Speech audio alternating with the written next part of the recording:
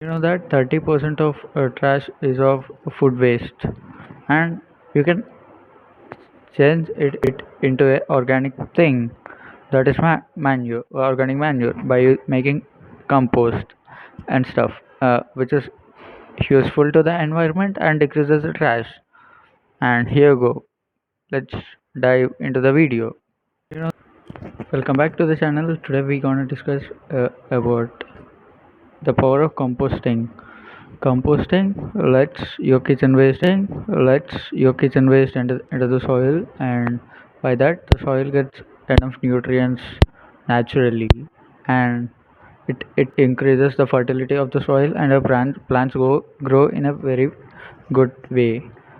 By that, the crops could instead get enough nutrients and grow their best. And it is a natural way, and it also turns your kitchen waste, unwanted stuff, organic materials, which you could reuse, which are, rather than making stuff kitchen waste go into a trash box.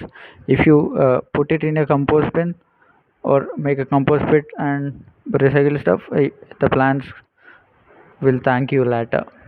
Yeah, and it is nutrient rich for, for the plants.